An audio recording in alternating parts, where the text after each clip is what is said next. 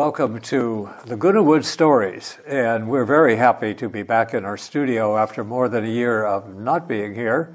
And on our maiden voyage today, we are very happy to welcome to our studio Fred Sherman, and Fred is a dentist. Oh, was a dentist. Was a dentist, okay, retired dentist. Yeah, until about 35 years ago, actually. All right. Yeah. And you have been living here in the village for the last, I think you said 8 years. 8 years. All right. And so let's find out a little bit about Fred as a person, because, you know, dentists are people too. And then we'll find out, I have some questions about dentistry and about some of the ethical issues that we face in the field, and how to choose a good dentist. And since you're no longer practicing, you don't have a dog in this fight, so to speak, but that's right. But you can share with us some principles. So, Fred, where did you begin life's journey? Began in Brooklyn, New York. Brooklyn, okay. That's right. Did you spend a good portion of your life in the New York area? Maybe 2-3 years there. Okay. Then moved to Bell Harbor, which is a town that's part of the borough of Queens, still in New York City, but lived 1.5 blocks from the Atlantic Ocean. It was on the Rockaway Peninsula. Very nice, very nice. Okay.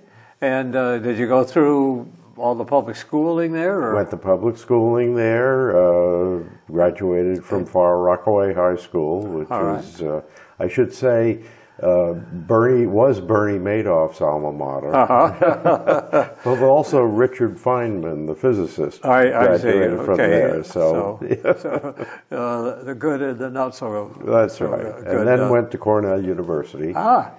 And what does a dentist? Did you know at that point that you wanted to be a dentist? No, no. I didn't know until actually my third year of college. What did you major in at I was Cornell? majoring in psychology. Really? But then decided, because my dad had died early and I wanted to relieve my mom of the financial issues, so I decided to leave Cornell after 3 years and go to dental school. I applied to dental schools and ended up at NYU College of Dentistry. So then after 3 years of college at Cornell, you changed to dental school at New York University. In New York University. And how long a course is that? That's 4 years. 4 years, okay. 4 years. So a total of 7 years. Yes, and wonderful living in Manhattan for 4 years. Right. Okay, and how was dental school kind of different from your first 3 years of college? Was it? Well, it was specialized, of course, and in dental school, the first year particularly is almost identical to the first year in medical school. I see. Because you're still taking basic science courses, anatomy, well, biochemistry, anatomy, physiology, histology, pathology, and in fact at Harvard, at that time, I don't know how it is now, but the medical and dental first year classes were combined. Oh, really? Yes. Okay. So you really kind of have to know the function of the entire body, even though you're just working on the mouth. That's right. Although at that time, we did a full body dissection in anatomy, whereas I don't think they do that anymore. So we spent one full semester on full body dissection, and then the second semester on head and neck. Wow. Okay. You finished dental school, and somewhere along the line you acquired a wife and children, I think? That's right. Well, I finished dental school in 1961, had an internship at the VA hospital in Long Beach here, yes. And then that's what got you to California? Well, no. As I said, my dad had died, and my mom remarried 3 years later, a man who was living in California, in Los Angeles. Okay. And I came out here, and it was paradise. So I said, this is where I'm going to live. I moved from Connecticut to Okay, California, so you know about the same difference. And I Sure. came out to interview for the job in February with snow on the ground in Connecticut, and it would be really hard to pass up an offer to live in California at that point. Yeah. And then 2 years in the Army. I went over to Korea for 13 months. Really? Yeah. Okay. And then I was in San Francisco for the last 9 months. Of course, I had the orientation at Fort Sam Houston in Texas to start. And then started in private practice in a partnership in 1964 and in Los Angeles. In Los Angeles. Okay. So your whole time of practice was in Southern California, was it? Yes. All right. And then I started my interest in dental ethics probably about 10 years later. All right. When an oral surgeon to whom we used to refer patients was the president, and he said, you guys have to get involved. And that started it. And I've been really involved in dental ethics even now. Very good. We're talking to the right guy then. You know, I've been concerned as just a person who goes to dentists periodically that there's a potential conflict of interest, a very big conflict of interest in dentistry, kind of like in auto mechanics, and that is the person who diagnoses the problem stands to profit from fixing the problem, and so there may be some temptation to kind of overprescribe. I'm sure I'm not the first one to have thought of that. No, not at all. But, well, that is something that has come in, I would say, the last 45 years. 45? You know, originally, dentists were not allowed to advertise. Oh, right. That wasn't until the mid-'70s that they said, no, it's violation of First Amendment rights. So, really? And same thing with attorneys. They couldn't either. I remember that there was a time when it was considered unethical. And some of the attorneys did advertise on television, famously. And, Not back then, though. Yeah. You didn't see it back then. Now you do, of course. Okay, so the advertising started the whole thing with promotion. And when I went to school, we were taught, do only what is necessary. You know, when you diagnose, it's only what is necessary. Don't do anything that isn't necessary. So that when somebody would come in and say, well, I don't like the way my teeth look, which is cosmetic dentistry, right. You almost discourage them from doing anything unless something was very obvious. Because most of the time when somebody was looking at themselves, they were in the mirror right up here and say, oh, let's turn this way a little bit. And I remember would hold the mirror a little bit of a distance and say, well, look now, do you really see that? Okay, but it became something that I guess it was okay now to promote appearance. So naturally that opens it up to some ethical problems about, okay, because those are the real profit centers in dental offices. Really? Yeah, and yes, that is, in fact, even insurance companies will not pay for work done purely for cosmetic reasons.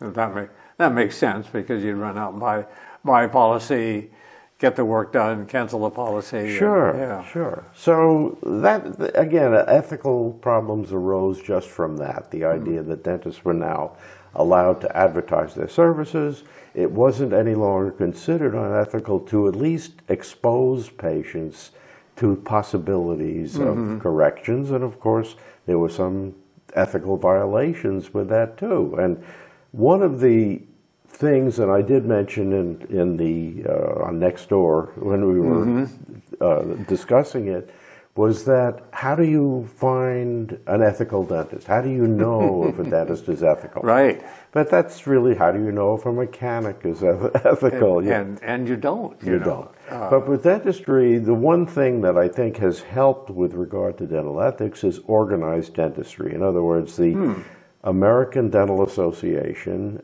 which is composed of state dental associations, which are further composed of components, so that in larger areas, such as Southern California, there's the Orange County Dental Society, the Los Angeles Dental Society, the Harbor Dental Society. There are a whole bunch of dental societies.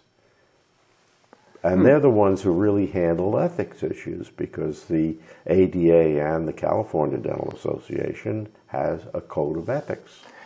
How would that work? Would it be that a patient would file a complaint? Is that how it starts? That's exactly how it starts. And what I was trying to do was say the best way, if possible, if the dentist is a member, then he's agreed to abide by the code of ethics, and you file a complaint with the component, and they actually have an examining panel and a peer review set up to where they will examine the treatment and see if it was done properly. Okay. So a panel of dentists would That's right. So if I feel like I've been ripped off, I paid for something I didn't get, or something was done improperly, then I could file a complaint with the component, the Orange County Dental Society. Okay, that's who you would go to, not the California Dental Society. Okay, so the most local. The local, yeah. Branch. So here that would be the Orange County Dental Society. And now the one thing is that, and the ethics aspect, don't get into fee disputes. Okay. But certainly if work is done improperly, very often if they find for the patient, and it's a very fair system, it's not something that's there to protect the dentists, so it's fair. So very often they will find in the patient's favor. They're trying to protect the reputation of the of the profession. Of the profession. I would say industry, but it's a profession. That's right, sure. Yeah.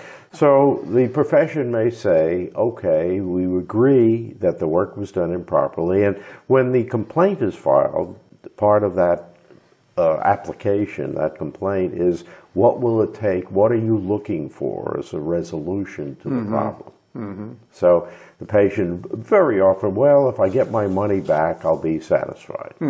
So if they find in favor of the patient, they'll say, okay, this patient should be given a refund. And it's very often it started with the patient asking for it in the first place, and the dentist saying no. See? So that's when the complaint is made, and I've often wondered, I've always thought that the best way to resolve a complaint like that is give the patient the refund, because what follows takes a lot of time. So you're saying that if the dentist gets a complaint from a patient, give them the refund rather than go through the whole long procedure. Don't go through the whole hassle of having to go through the system. Now, probably doesn't help your reputation. It doesn't help your reputation either. Yeah. But then, okay, let's say that they say, okay, this patient should get a refund, and the dentist says, no, I won't give you a refund. Oh, okay. So then the next step is, and again, it's a very set procedure. It takes time, but it goes up to the state, the California Dental Association. Okay, and then what happens is they attempt to convince the dentist to give the refund. When they don't, if the dentist doesn't give the refund, which is something that they've agreed to abide by, the decision of the committee, then it goes to a hearing, which is like a trial. But the worst thing that can happen really with that is the dentist is kicked out of the association. Right. That's it. They have no licensing power. That's the board. The California Dental Board can only do that. But if a dentist is disciplined by the state association, by the Judicial Council, and I was a member of that for 12 years, then that's reported to the state. I see. So then the dental board does whatever they are going to do or want to do, but... you know, if I want to find a new dentist, I should check to make sure that that dentist is a member of the association. Well, that's what I suggested. It's not a guarantee. Yeah. But still, at least you have a dentist who kicked out. has agreed to abide by a code of ethics. I should say he or she hasn't. He or she hasn't been kicked out. So that's one thing to look for. That's right. Yeah. You say that you said that the association doesn't get into fees disputes. What if I think that I'm being grossly overcharged for some work? They won't get into that. Okay. There's no way. In other words, one of the ramifications of getting into that would be a legal problem with monopoly. In other words, price fixing. Yeah. Because, okay, what should the fee be? It should be, you can't do that. Right, okay. So the dental association doesn't have standards as to what fees should be. So right. What protection do I have looking for a dentist to know that the fees will be kind of ordinary? Now I mentioned the analogy with a garage. Garages do often have, you know, per hour and other fees kind of set by legislation. What about the dental profession? Well, are there any standards I could look at? My feeling is that other than going to the dental society for referral, certainly other patient recommendations, you know, word of mouth, because if a dentist is overcharging, word of mouth will help to alleviate that. It won't control it entirely. But the other problem, of course, in dentistry, and this is true with healthcare anyway, that people really, as far as money goes, they undervalue healthcare. That's why you have the whole brouhaha about free medical care and all this stuff, because people, and especially with dentistry, people would rather buy a new car, spend $50,000 on a new car than spend $5,000 on taking care of their teeth.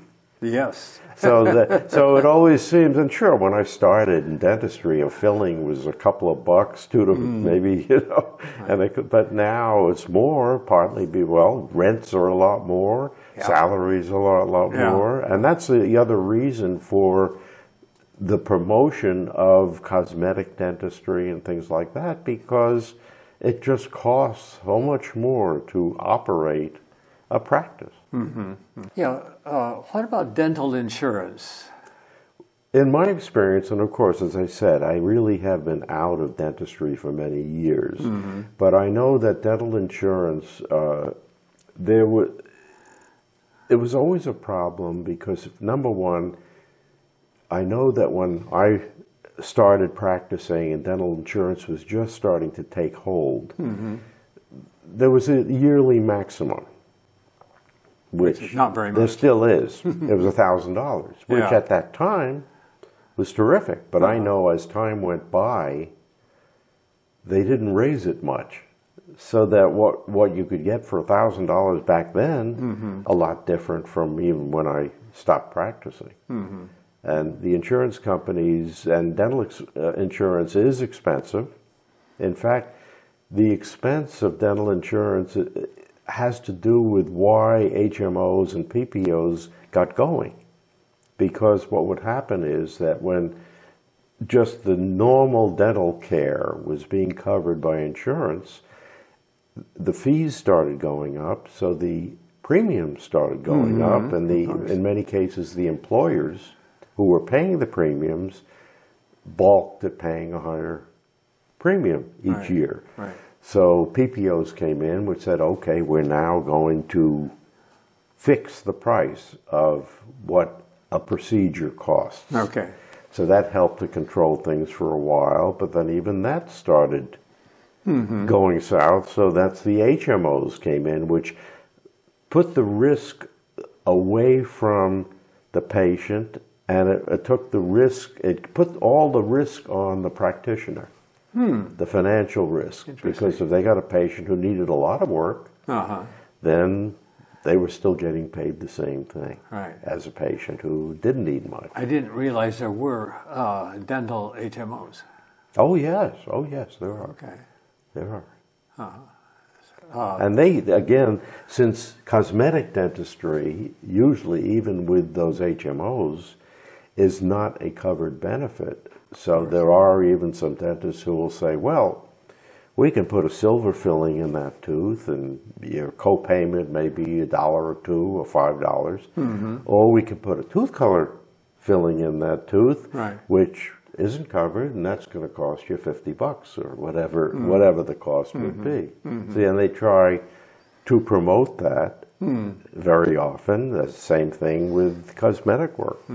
Well, it's not covered, but we'll do it, for this price. A few years ago, I remember there was a big issue in some people's minds about silver amalgam, I guess it's called, fillings being dangerous. Any thoughts on that? Yes, I do, because I was really sort of right in the middle of that. I was very active with attending state board meetings when that was all going on.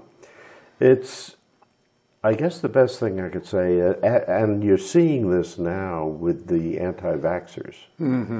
There is a movement, and it's been around for a long time, the so-called holistic movement. And organized dentistry, and in the dental schools, they've done a lot of testing on amalgam, and sure, occasionally they'll find somebody who's allergic to it, which, same thing with non-silver amalgam fillings. People sometimes are allergic to those materials, but it's very rare. So as far as this danger, and I have a cousin. So don't have them pulled out and replaced. No, I have a cousin who did that, had that done. But she's very much into that holistic thing. And what they talk about, really, you talk about science, and it's the same thing that you hear with the vaccinations. There's science, and there is their science. You're right. Now, I'm not going to say they're totally wrong. Except that it's who you choose to believe. Could be an occasional person that would have a bad reaction. That's right. So, I mean, when I got my vaccinations, I have faith that what I was told by conventional science was correct, and I'm still upright here. So, all right. So, well, have we forgotten anything that you think we should cover? Probably, but I know there's a time limit on this. So, I essentially, I would just say that dentistry as a profession has always been a trusted profession. But when you change financial incentives, it will change some people. And I don't think dentists are immune to that. I think by a wide majority, most dentists are honest and they care for their patients, which is what the Code of Ethics says, that your primary interest should be the care of the patients. And dentistry, I think, in general, has done a very good job. But occasionally you get a bad apple, like that complaint there.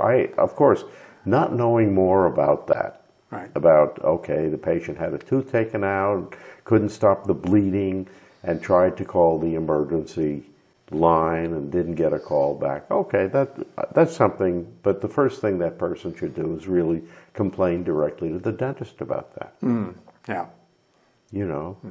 And because there are simple things. I was even reading in that where some people, well, I put gauze on it and it was still bleeding. Well, putting gauze on it is one thing. We have to create pressure too. So if you put gauze and create pressure, and then after a half hour it's still bleeding, there's a problem. But normally that'll take care of it. But again, maybe this dentist was lax. And he's a very well-known dentist. I've seen his name a lot in the area. And I'm going to find out a little bit about the things we've been talking about. I have a sister-in-law in assisted living. in Los Alamitos. So I had to find a dentist. I wanted to find a dentist close to her, and she doesn't have insurance. And I called the dental society, got the name of a dentist, spoke with the staff, said I'm set up an appointment, and I'll find out personally about some of these problems. Like we may have a whole new program. That's right. That's right. That's right. The dentist tries to find dentist, and yeah, that's right. But you know, because certainly fees have gone way up compared to what they were when I was even when I was practicing. Wow. So, but again, I understand why. Yeah.